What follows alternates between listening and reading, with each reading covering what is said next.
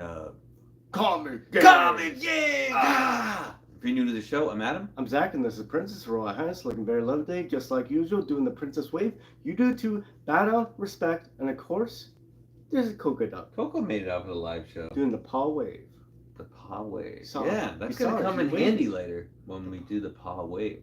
All right, guys, today is Wednesday. We got a huge new comic book day. I think this may be the biggest one of the year, right? Biggest one we've had all year. It's massive. Yeah. It was over $100 at the comic shop this week, which is crazy. I didn't even think there was anything that crazy coming out. Apparently there was. And yeah, it's a pretty exciting week, as well as we made ourselves a promise, and as well as you guys, to read all of the Ultimate Universe, and issue number 4 of SpiderMan, Ultimate Spider-Man, came out today, and we all read it, and we'll give you a full review with spoilers, so keep that in mind. So yeah, that's kind of gonna be the show for today. But before we do any of that, I have to charge up my Green Lantern ring. Yeah, exactly. And Zach's gonna take a drink. Oh, yes. I'm going to be drinking one of Am's LaCroix, mojito style. You know, because I'm not drinking today. I'll be drinking on Specifically Saturday. my look. But it may make me feel like I'm drinking. So, Ooh. Yeah. Mojito. What's in a mojito? It's like lime and mint, right? something like that. Something Lime mint. and mint. Yeah. Lime Hey, Paul and Steger. mint. How's it going? We're doing good. Real good. Real good. Soon to be better. After we had this mojito. Oh, that's actually pretty good. Not bad. Refreshing. Might be good at a mixer. Well, obviously, right? It's like an alcoholic beverage, no alcohol. I was like, this would be really good with alcohol. All right, let me say hi to our friends before we kick things up. The dogs may go crazy in a sec. We might be getting a delivery soon. When's the next Whatnot show? I think it's next month on right around the 13th is ours, and then Princess is every Saturday. Yeah, Princess having one this weekend. Make sure you guys all come to support the Princess and hang out. Me and Zach will be in the background as usual. But yeah, we have a show coming up beginning of April, like April 13th. Sounds about right. Sounds about Not right. April. This is April. Oh, May 13th. May 13th. I don't know. I forgot what month it was. Oh, Las Cruces, Happens. first to the show. Our good friend from New Mexico is here. How's it going? Andrew is back, the king of New Comic Book Day. I have a few issues. Our good friend, and where is he this week? Miami. Ooh, Oh, nice. Miami sounds good. Gary B, the Miami. nicest guy on YouTube, is here hanging out with us. How's it going, man? Oh, Sir Rick II. Welcome back, Sir Rick. Good to see you again, man. So, Rick, Paul Steger, our good friend and neighbor from just down the road. I feel like if it's like Mr. Rogers, like just down the road, right? yes, No, Mr. No, Rogers in not the him being Mr. Rogers. We were Mr. Rogers. Oh, okay. Yeah. Okay. I don't know why, but I think Mr. Rogers might be a little creepy. No, he's never creepy. Yeah, just in my head, though. Just in my head. He seems kind of, hello, neighbor. It's like, leave me alone. We got Steve Sayer. How's it going? Zach must not like Mr. Rogers for some reason. You never watched it, probably. I tried to watch the Tom Hanks one. Exactly. And Mr. Rogers is from Pittsburgh. Milt in the house. How's it going, Milt? I know Milt already pre-read Spider-Man, so he's locked and loaded. And Ciro is here as well. How's it going, Ciro? Good to see you. Always doing double duty with us as well on Whatnot. We love you. All right. Ooh, you ready? Oh, yes. Are you ready for this massive new comic book day? I've been ready. It's been a week. It's been a whole week. Oh, man, it's heavy. Look at it. It's huge, man. Huge. It's crazy, right? One day of comics and a lot of reading. Let's kick it off. No particular order. We've got from Boom Studios, Man's Best Friend, issue number 2. And, God, the creator on this is Picket Shot. This is a Princess book. So she is reading this. I will give you guys a review, but I have not read it. Princess is reading this one. They've obviously had issue 1. Issue 2 is out. I believe it has to do with, like, pets getting beefed up and taking over or something, or they go into space, something along those lines. They get like a mech suit. Sounds like Rick and Morty. Milt saying it's a good read. Woo. Oh, Andrew says he approves of the stack. Yeah, it's a big stack for us. We've got Something's Killing the Children, issue number 36. Is this maybe kind of like not coming out as often as they regularly do, but James Tynion the fourth and Werther Delarera, which they've been the same team on this the entire time.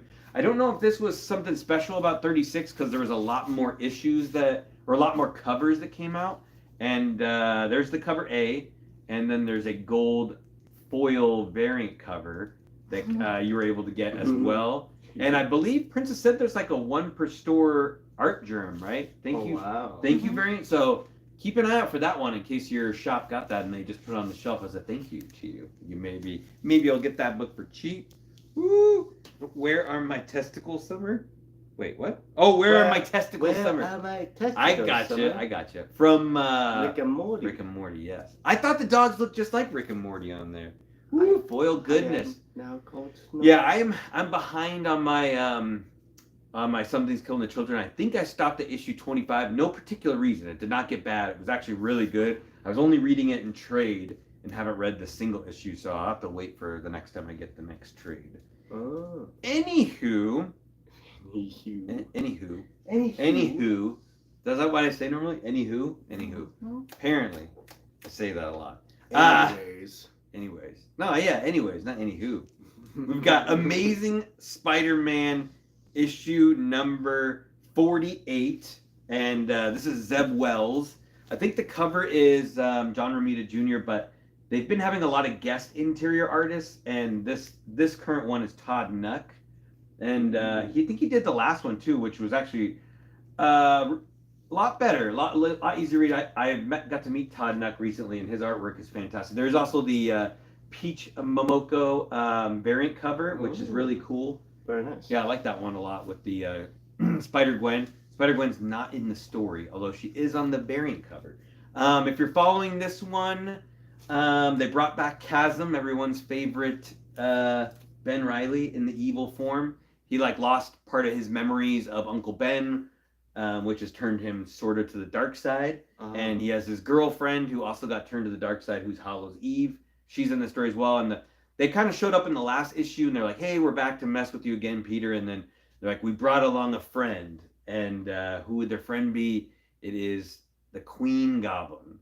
Not the Goblin Queen, but the Queen Goblin, who I kind of like. I actually dig that character a lot. I think she's a really cool design. Even though there's way too many goblins sometimes, I like the Queen Goblin, and it's cool. We'll see where this goes. Obviously, I feel like the Zeb Wells story starts to catch on with something good, and then they go back to they're teeter-tottering back and forth with different stories. It's kind of hard to follow a little bit, but I know it's not everybody's favorite. It's definitely not my favorite, but you know how it goes. Woo! Can't afford new books. I'm going broke collecting Invincible. Yeah, Invincible will do that to you, man. That's why I have not tried to collect Invincible at all. And Steve says, got Duke 5, Batman Dark Ages 2, Green Arrow 11, Ghostbusters back in town, and TMNT Saturday morning.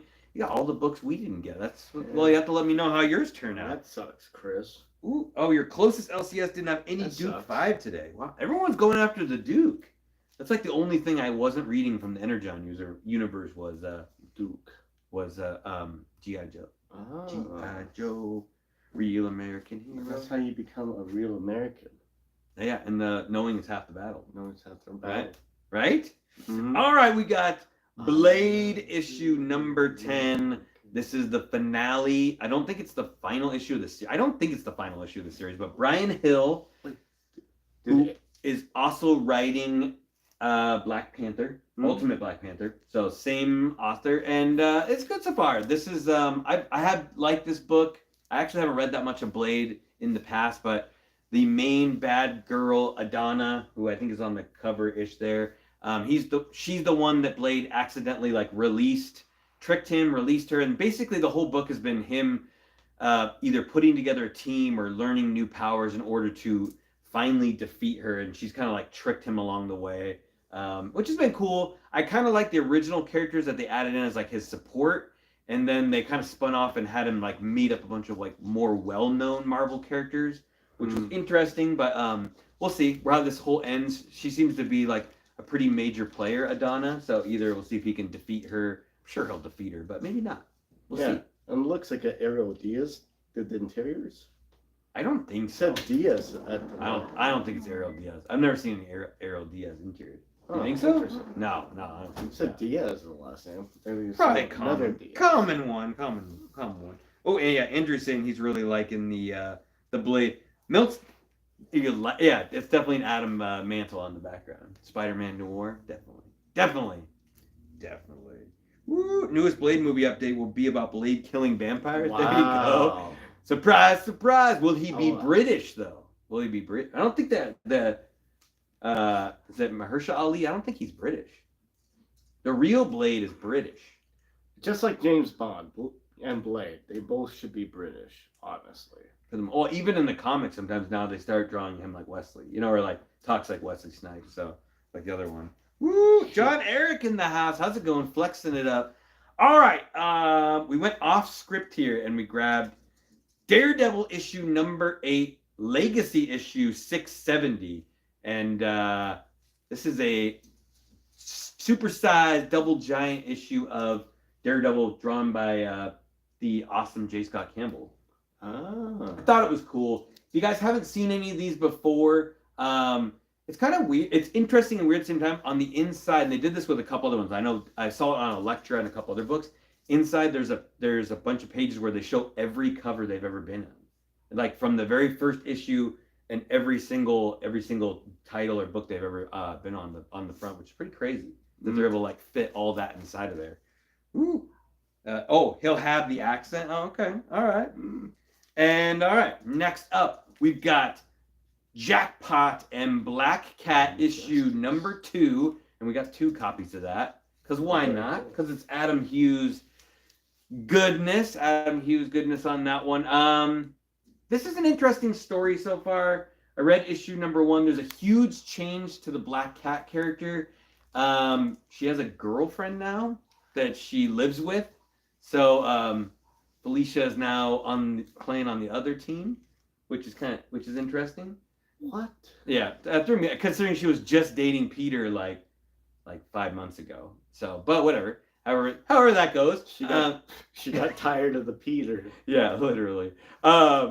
But the story base they're doing, obviously, Jackpot is Mary Jane. She has the superpowers with the.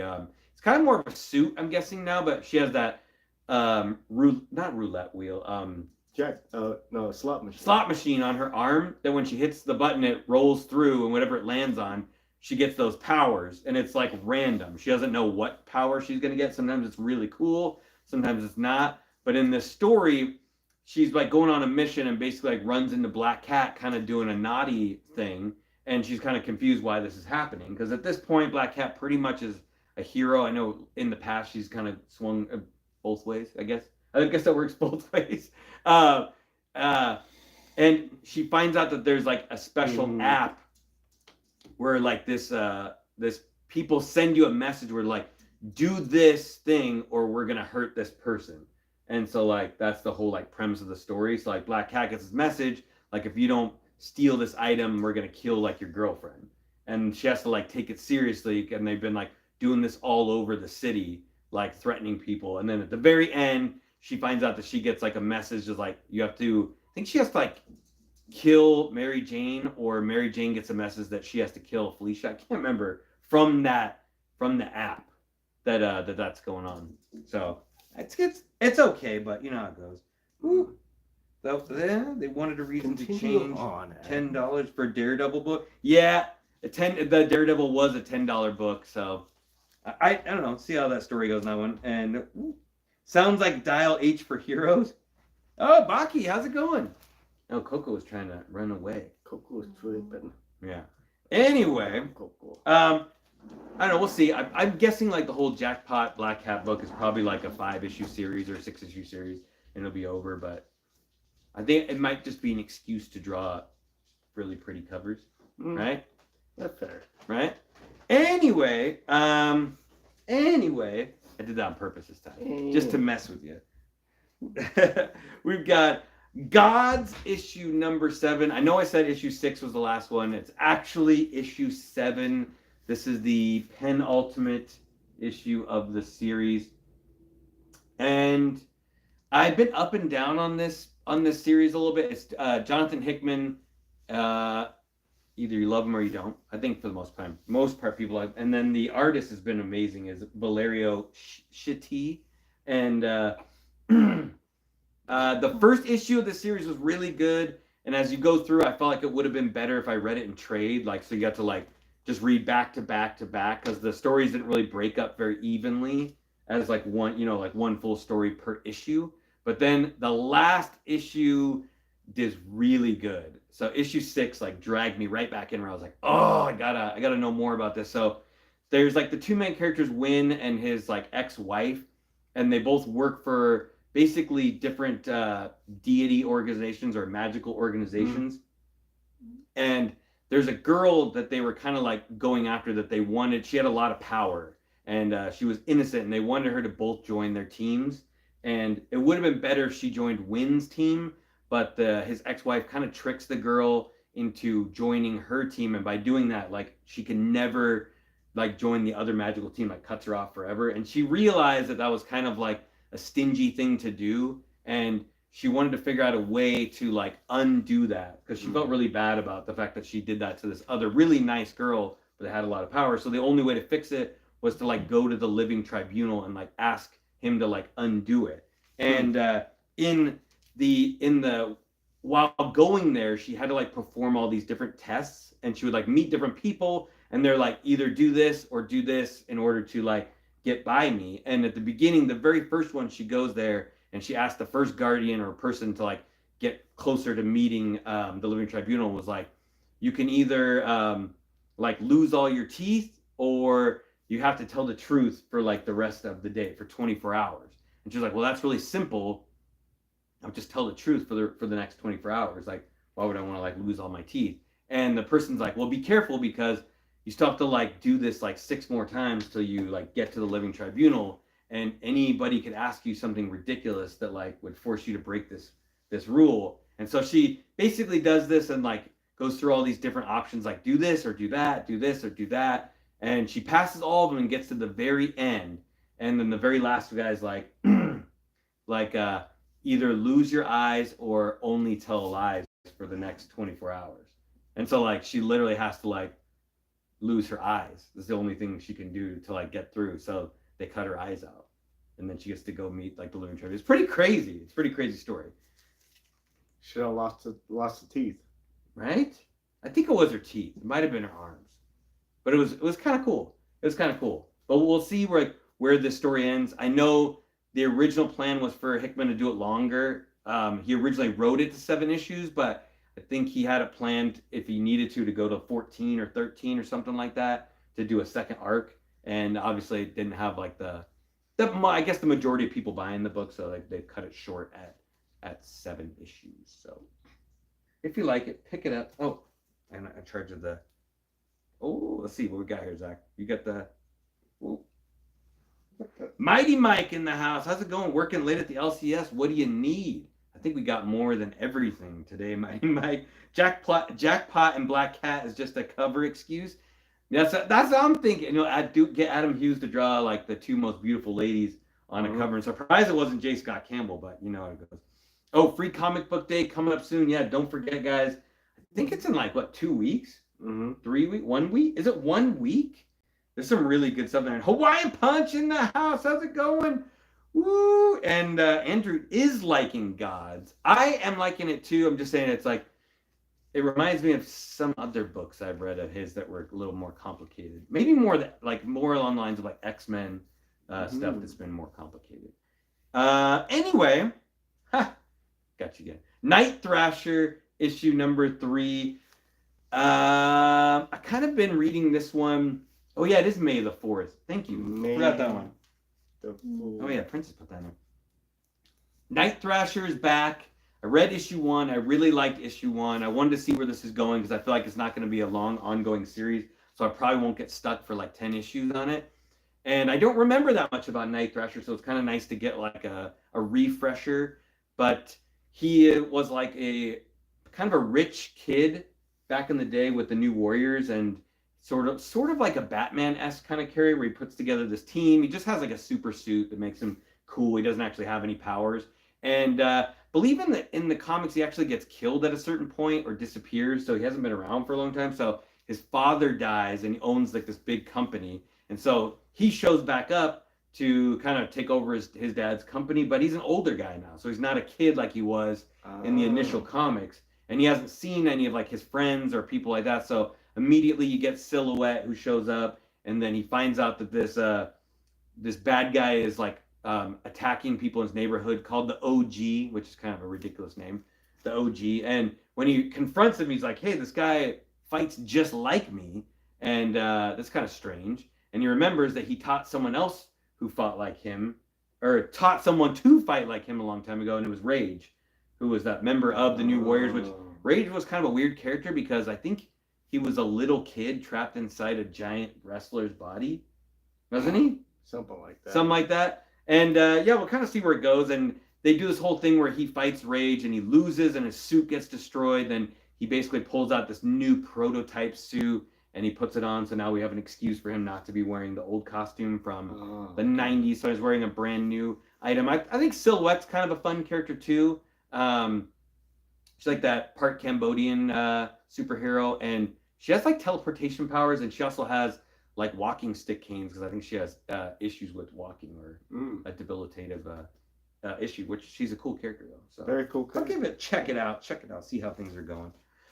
All right, we've got some X-Men, Rise of the Powers of X, issue number 4 came out this week. These are going back to back with the Fall of House of X at the same time. This is the one that's more like in the future, more like space sort of stuff, written by Karen Gillan, who is amazing. Met him too as well. Oh. But both of these are wrapping up to where you're finding out Sinister and Orcus, between the two, are like basically trying to like take over the universe by becoming like the ultimate power. Okay. And in this one you have like all the clones of Sinister that are like kind of, because there was like, he basically created 4 of himself, and he put them all on a course to become like the ruler of the universe, but he didn't like, they're not working together.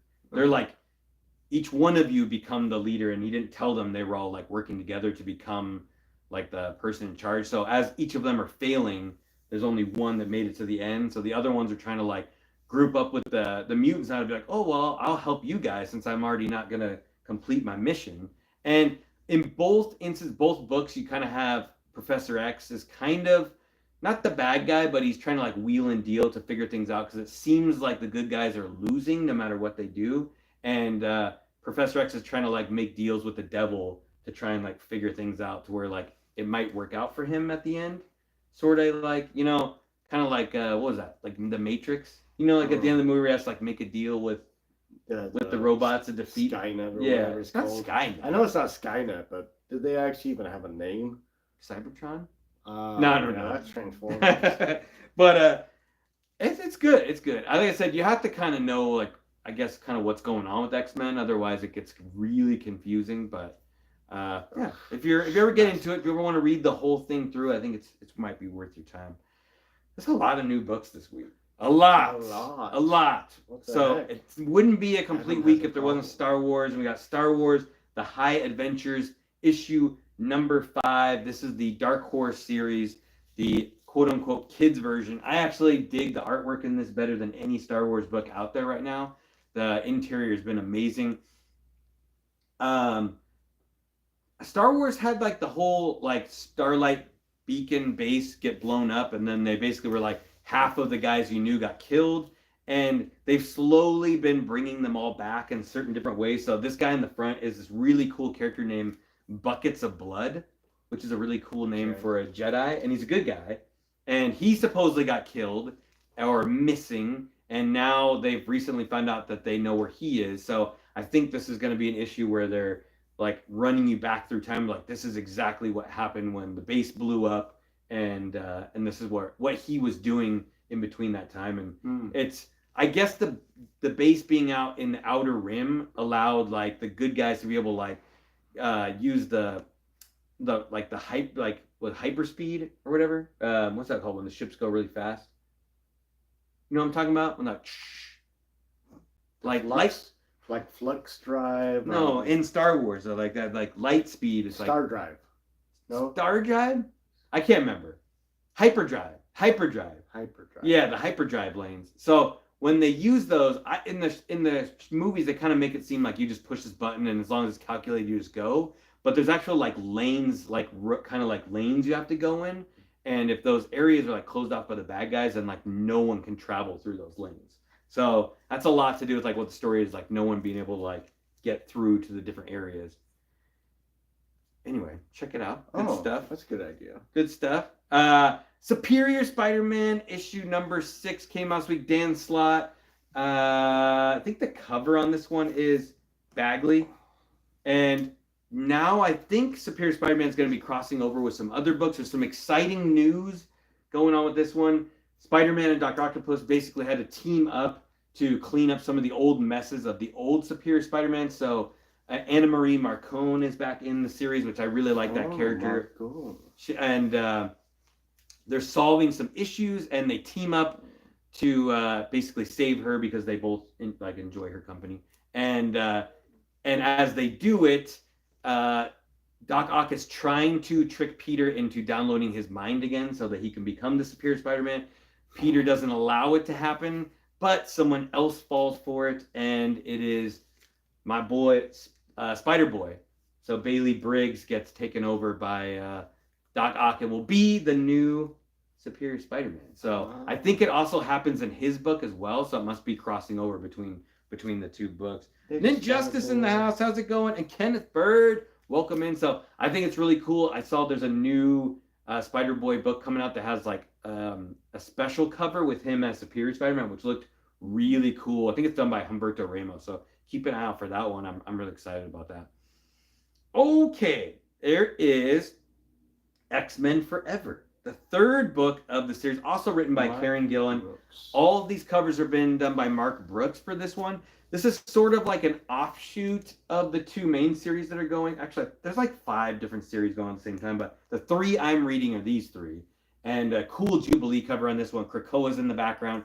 This one is kind of figuring out like what's happening with Krakoa and how they're like, because now he's like a dude running around and they're trying to protect him before Orcus kills him, and they needed to be able to feed him with like kind of mutant blood or whatever, or mutant energy. So like Krakoa's been like feeding off them and they know about it, but it's just kind of like they need to keep him alive. So it's all part of the wrapping things up with X-Men. So okay. Check it out.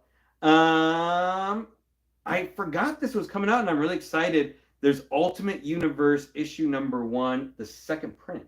Which is weird, because have you ever seen a second print come out that much later? No. I mean, I know it's possible, but I mean, we've had massive. There's like, what are they up to, like 4th print is Ultimate Spider-Man 1, but this is only the second print of Ultimate Universe. Cool thing about this book, guys, this kind of kicks off the whole Ultimate Universe stuff, so it gives you a lot of good back information. If you missed any of that, pick it up. But there's also the first cameo appearance of Ultimate Black Panther, and it's the first cameo appearance of May Storm as well. Oh, May Storm. So that's actually an original character for the Ultimate Universe. Daniel, what's up, Daniel? How's it going? Welcome back. All right, I swear there's only a few more left, guys. Did I miss something? Oh, on Monday, how about you suggest you pick up... Oh, on Free Comic Book Day? Oh, we can do that Wednesday. Help you guys out. We'll see what we're grabbing on on Wednesday to talk about Free Comic Book Day. That's a good topic, Mel. Good idea. I've seen the list to see what's coming. I think there's some good ones to grab too. We've got Feral issue number 2, as well as the variant cover. This is done by Tony Fleece and Trish Forstner. So this is a similar version to Stray Dogs, which it says right at the top. It's the same creative group that did Stray Dogs. I read the first issue. They said it was supposed to be kind of like Stray Dogs mixed with The Walking Dead. I really enjoyed it. I think I told Zach about it right away after I read it. It's really good. I really like Stray Dogs too. I thought that was really cool. I thought it was going to be something supernatural when they were talking about Walking Dead, but there's no supernatural stuff. So it's basically like these 3 cats, and they somehow got picked up by the pound, and they're in one of those like dog catcher or animal catcher vans or whatever. So all the animals are inside there, and it gets flipped over in the woods and crashes, and the guy dies or whatever inside, and all the animals get released out into the wild, and the three cats can all talk to each other. I don't think they can talk to people, but they can talk to each other. And there's kind of like a mystery about why they got picked up by the animal catcher, because they're house cats. So there's like a mystery as to whether like one of them's kind of like, oh, you made a big mistake, that's why we got picked up. And one of the cats is a little bit younger than the other two cats, but they clearly all have some affection for each other because they all live together, and they have like basically a plan to get home, kind of like Homeward Bound. You remember that movie, like Homeward Bound? And in the meantime, they get attacked by other animals in the woods. And I think it starts out with like a raccoon attacks them first. And it's obviously hard for some cats to fight up a raccoon, but they do their best and they try to like knock it out of the way. And as they're doing that, I think a bunch of foxes show up and kill the raccoon and like eat it. And it seems that they've like escaped unscathed. And then you can see that like they, I think the fox or the raccoon had all this like foam coming out of their mouth, like rabies kind of thing. And then as they're walking away, they're like, all right, we got out of that. We're going to be okay. We're going to like go on our way. And then one of the cat's eyes like start to turn red, like they're getting like the rabies. And then there's like this big excerpt in the end about how rabies can kill real people. So it's pretty like hardcore, but cool story nonetheless. We'll see like where this goes. If it's anything like Stray Dogs, it will be cool. And if you guys didn't know, with Stray Dogs, all the variant covers are actual horror homages, which I think is that one Friday the 13th. Is that what that one is? Friday the 13th, right? Freddy? Yeah. Nightmare on Elm Street. Or Nightmare on Elm Street. Good call, Zach. Good call. Nightmare on Elm Street. Anyway, yeah. Anyhow. Anyways, check it out. This one's really cool. We got Harley Quinn issue number 39. This is the variant cover from Jenny Frison. I believe Princess picked this one up for herself. And Jenny Frison's been doing a lot of variant covers for DC lately. Some of them are really good. Some of them just look like your standard Jenny Frison cover. But I like the hair on that one a lot. It's a nice cover. And then they said Andrew says we should check out the Realm. We can probably get them collected. And it says like D&D meets Mad Max. Mad Max. All right. Okay. Cool. I think I heard something about the Realm, but that does sound cool though. We'll definitely have to check that one out. Yeah, Milt's saying instead of zombies, they did rabies. Yeah, which is probably where we're gonna get zombies, right? From rabies. Probably. All right, we made it to the end. You get to hear Zach talk now. Oh, jeez. Ultimate Spider-Man issue number 4. This is Jonathan Hickman again. I think it's like the hottest book in all of Marvel right now. I'm pretty sure. If I just saw issue 1 still selling for $100 for cover A, that's nuts. That's crazy. I will say one thing before Zach gets into this. If you guys didn't notice, there was a guest artist on this book. So not the same artist as usual, which is like Chichetto is normally doing the artwork. It was amazing. This one was done by Messina, and I didn't like it as much, I think, as the normal art, but maybe. I don't know, Zach. What's going on in the Ultimate Spider-Man universe? All right, so same old deal. The maker started his own universe and got rid of all the heroes and all that. And the people that rule the world are not politicians. They're villains and anti-villains and maybe a hero that he was able to persuade. But anyways, there's no superheroes in the Ultimate Universe, at least at the beginning. Now, some time-traveling Captain America and Iron Man. Captain America, right? I don't think it was Iron Man. No. I think it was Reed Richards. Reed Richards, Yeah. excuse me. And Tony. And Tony and, a couple people, they decide, we're going to bring the heroes back. And they were able Probably to have a few. randomly, what? Oh, no. He's like, it cost me a lot to catch up. I think if you do this 5th print, it's pretty cheap, or 4th print. Yeah. And anyways, randomly over the period of this time, they slowly bring back some of the heroes. And as of right now, there's X-Men, Black Panther, and Spider-Man. as far as I remember. Yep. Right? And this is Spider-Man, so something happens, someone hands him a ball. I can't remember who, I think it was Tony. Tony. Tony. I think it was Tony, and what's in the ball is the spider, right? That should have been him. That should have bit him. Bites him, he decides to open it up, bites him, he lets him know what's in there. And he gets the powers, and he's Spider-Man as if it's from the beginning, but he's much older. So he's trying to figure out how to use his powers and all that. And if he needs to fight anybody, he goes on a journey and everything. This is the first book, and he fights the Shocker, I think. And he does pretty good, but then he's like, Shocker tricks him and all that, and, sucker punches him. It's like, okay, well, that sucks. And that sucks. and I'm just giving a quick overview. Uncle Ben is alive. J. Jonah Jameson's alive, and they're part of a Daily Bugle. Then something happens in the first book.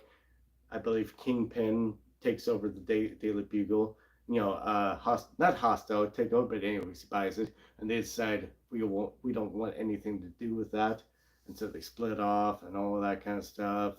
He, spends time with Spider-Man. He doesn't tell his wife, but his kid found out, kind of irresponsible. Aunt May's dead, by the way.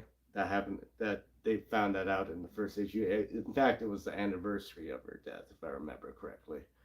And then fast forward, he gets into some fights. He sees the Green Goblin flying around, doesn't know who it is, whatever. Green Goblin bombs, I don't think the Daily Bugle, but like bombs, tries to kill the Kingpin. There's some beef going on there. Kingpin also is part of not the council, but he's like right under the council. Or maybe a couple steps under the council. The people that are part of the council are big villains, or semi-big villains. Pretty powerful. I think, Juggernaut's on it? I can't remember. Khonshu and Ra are technically on it.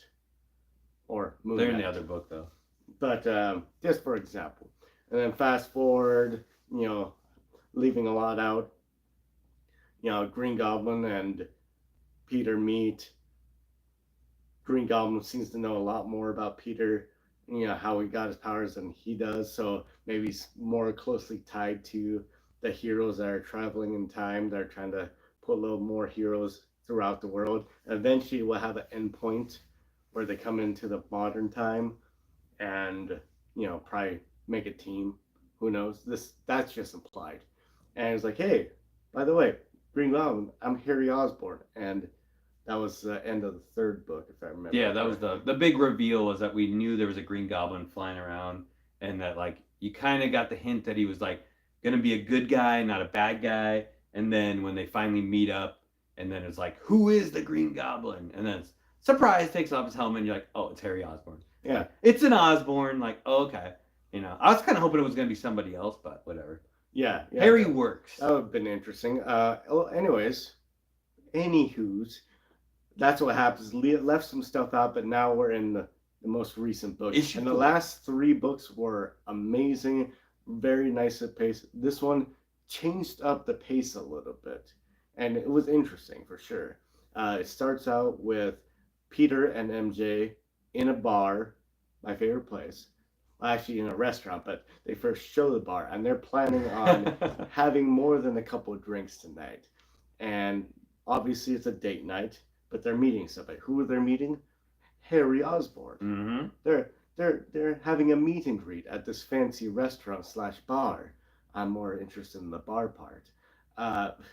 And they're gonna have a nice dinner. He says he's there once a week, and only protected people are there once a week. And they had Peter and MJ had a little beef with one of the waiters. Almost didn't let Peter in because he had a scruffy beard. Discrimination. Anyways, so they get down at the table, they're talking this and that, and MJ asks, oh, aren't you married, Harry? Is your wife gonna be here? He's like, yeah, it's gonna be here any second. And guess who rolls up? Who? Gwen Stacy. Yeah. So I did not think it was gonna be her. Did you guys think it was gonna be her? I thought it was gonna be Zach thought it was gonna be. I thought it was gonna be Felicia. It would have been cool if it was Felicia. Gwen works too. Not Felicia, then they could have done something like that. But anyways, And it doesn't quite make it clear to me that what Gwen Stacy does. She's the CEO Oh, of she's of Oscorp. yeah, but she says something about school. I had to like take him to school, and then I gave him the carrot, or tried to give him the carrot, and then ended up giving them the stick. Hostile takeover. Oh, it was a hostile takeover Mhm. of a school. That No, sounds they about acquired right. like Stark Stain Industries. Oh, I thought that was like weeks and weeks ago. Okay, I guess that makes sense. Mm-hmm. All right, so Stark and Stain Industries no more. It's part of Oscorp. Anyway, yeah. So, but Harry's the CEO, or at least owns the company. I don't know where his father is. Probably dead, or part of the council, probably. Anyways, they're talking this and that. You know, Gwen and Harry are kind of grilling them about the newspaper industry and all of that kind of stuff, because Peter's also still part of Daily Bugle, but Uncle Ben and J. Jonah Jameson, like I said, started their own thing. And in this issue, it's revealed that Mary Jane helped them figure out a name for the paper. Well, no, theirs is going to be an online. Online. It's not an actual paper. Well, online newspaper called Paper. The paper. The Paper. The paper. Yeah. And kind of fun, but it's paper as an actual paper, not PAPR. They made that very clear that J.J. Jameson would not like that crap. Doesn't like that crap, but no one likes him anyways. Yeah, they kept flashing like to him talking to Ben, like he wasn't at the dinner, but then like when they were talking about the paper, then they would like show Ben and Jonah talking about it, and they made it really clear that Peter's daughter didn't like Jonah. When will he leave? When is he leaving? Yeah. I'm like, okay. And Ben was like, yeah, not that many people like him, so it makes sense. Fair enough. And then back and forth, this and that, and it's implied during the bathroom scene. Gwen, let me say, you know, Gwen said, Mary Jane said, I need to go to the bathroom. And Gwen's like, can I? Oh, wait, no, it was reverse.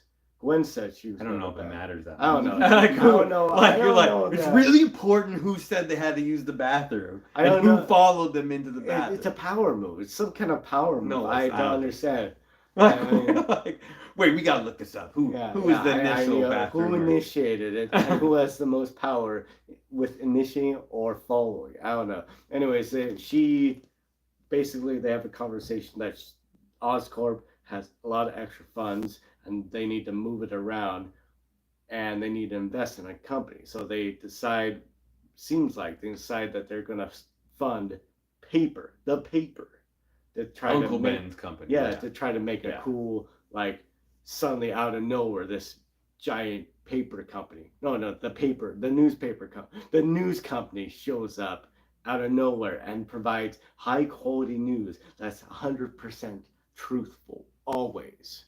And they dig deep because they're old and they don't stop. They got different work ethic, you know. I feel like I'm making this part up. Well, that's what they imply. I don't remember that part. Here's the lines. Yeah. I read right here. Right between the lines. Oh, okay. All right. Between the lines. Yeah. All right. Exact synopsis. I'll tell you exactly what they meant. And yeah, that's how the story was going. There was a lot of dialogue. Almost all of the panels were like of their face, of their faces like this. Like it was literally just their faces. Yeah. Back and forth. Doc J, what is that? And hey, Doc J, and it was towards the end of it. It was Harry and Peter talking, and kind of Harry's like, "Hey, I told my wife you should probably tell yours." And then Peter's like, "What? Well, I don't want to put her in danger." It's like, and it's kind of like a dumb statement because if you're doing this, you're already putting her in danger. If she knew about it, at least that would like help her mitigate some of the problems. And I think that's funny too, because I think there's a lot of talk online where people are like, why is Peter not telling Mary Jane? Like, this makes no sense. So I'm sure they're like, Hickman's reading it, and now this is like him, like basically making fun of himself for not having, because he's writing this dialogue being like, this is stupid. Why would Peter not tell his wife that he's Spider-Man? And literally Peter's like answering it with like a dumb answer. You're like exactly like Zach saying like yeah. Harry's like, I told my wife because I love her and she should know everything I'm doing, and he's like Mary Jane doesn't seem like she seems pretty busy. Doesn't look like she's gonna go to the nail salon, tell all of her nail salon friends, saying, "Hey, guess what? My husband's Spider-Man." I don't know. She's like some Southern belle. I don't know what they do. I'm going to the nail salon and tell everybody. I don't know what I've never been to a real nail salon. Those nail salons I go to, like.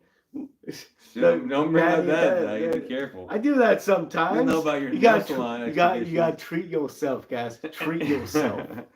Zach just goes to the nail salon and tells everybody all his secrets. He's like, "Uh-oh. This is how I made my first million." Yeah. Anyway, I wish. I'll tell those secrets. So how did it end? It ended with Mary Jane and Peter. Looks like they don't own a car because they're walking home. It's like, "You're my hero, Peter." It's like, you should have just told her right there. Actually, I am. Do like a backflip. It's like, you never done that before, Peter. Yeah, I mean the issue didn't really like expand a whole lot more, but the dialogue was really good. I mean, it's just basically people talking in a restaurant, hanging out. But if you really dig good writing and good dialogue, I enjoyed it for that reason. The only thing I got out of it, I don't know if you guys got the same thing. Did you feel like what Harry was saying to him about like powers and responsibility? Like, do you feel like Harry's gonna be the one that dies? That makes him like learn the responsibility? No, I don't think so. Aunt May died. Only one of them can die. No, Harry. No. Aunt May already died. But he didn't learn any powers and responsibility from that. I'm saying, like, right now he's like telling Harry, like, I don't know if I'm gonna stick with this, and he's like, yo, you have all this power and you have like a responsibility to use it. No, it's like Mary Jane's gonna die. And then like that's what you think? Yeah, then he's gonna be a single dad and he's gonna with great power. Dude, you know how mad the world would get if Mary Jane died? And that's like, what's gonna happen. We need Peter to be single again. Mm-hmm. There'd be like revolts in the street. You know, MJ and Harry gonna die. And then in their sorrow, right? Yeah. Peter and Gwen Stacy are gonna, hook up, and then Peter's gonna be a billionaire because he's marrying to riches, and it's gonna be that single dad, no longer single father anymore. That's ridiculous. Don't let Zach write any of your stories, guys. This is the dream, guys. No. Why build wealth when you can marry into it? It's ridiculous. No, I was saying though, but I kind of got that feeling where Harry's like telling him like, yo, you got to learn great power and great responsibility. If you read a lot of Spider-Man, like Spider-Man doesn't really like become himself until he like learns that his old verbiage, like I felt like this Peter doesn't understand that very well. And the only way he's going to learn is if Harry gets killed. Get them on my boys. But you still digging it? It I kind of liked it. Was kind of a day in the life, a little smooth, but I wanted a little bit of action. A little bit of action would have kind of brought it up a little bit. Instead of like the scene where it shows Uncle Ben and J. Jonah Jameson talking about the paper, it would have been better if they would have shown like the Council of Evil, like maybe counseling. Like killing a dude. The Legion of Doom. Cut that guy's head off. And then like kind of reveal a little bit about the council, a little secret, and that would have kind of rounded the story. Yeah, we'll see. I mean, in the original Ultimate Spider-Man, there's a lot of issues where it's just talking. You'll have like Aunt May and Peter talking for like an entire issue, or you have like just Peter and MJ. So I don't know. It's kind of homages to the original series. There's a lot of dialogue in there. Plus it's Bendis, so there's a lot of dialogue in the original one. So Hickman's kind of going along with that.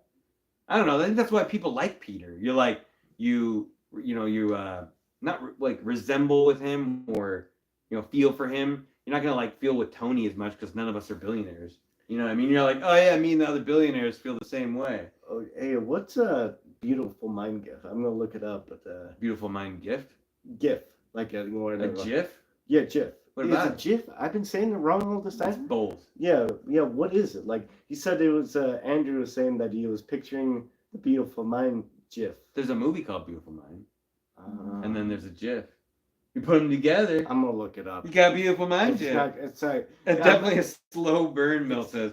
Yeah, Yeah. I'm sure it's freaking hilarious, and I think I kind of know what you're saying, but then I'm like, I have to look it up. Yeah, I'm hoping next issue will be good too. But I think the Ultimates, whatever the Avengers series is coming up in this, so everything's going to be coming to a head here pretty soon. I'm very interested to see how like X-Men ties in with all of this, Absolutely. or who's going to draw it. So, I know who's drawing X-Men, but once they like merge together, like what are they going to look like? It'd be kind of crazy. Anyway, let's wrap this up, guys. Do us a huge favor right now. Hit the like button, subscribe button, notification bell. Leave a comment down below. And definitely we will see you guys on... Oh, that's why he said Monday. Today is Wednesday. Yeah. Never mind. I thought today was Monday. No, today is Wednesday. We just decided to go live on Monday. Yeah. I'm losing it, man. Too much work. Rate the issue. Oh, rate the issue. We will. What's the rating, guys? This one was a 3. I give it a 4. Princess gave it a 3. All right. I dig their overall the series. 4. It's a 4.5. Yeah, 4. That's So exactly out what I of think. 5. 4.5. There you go, Mill. There you go. All right, guys. We love all of you, everybody. I got Thanks the for coming Beautiful out to Mind. hang out with us, as always. That's funny. You got anything else, Zach? Yeah, you gotta share how you do that. Yeah, to get a clear board so you can see both angles. Just write down a bunch of letters and numbers and symbols that you might not know what it means, but maybe you do have a beautiful mind. Yeah, I think that's the gift you were saying. It's kind of funny. It's kind of funny. It's like, wow. Good night, everybody. Stay safe, and remember, Get those beautiful gains. get up. Every single one. There it is. I was. Yeah, later, Andrew. Later, everybody. Get those gains.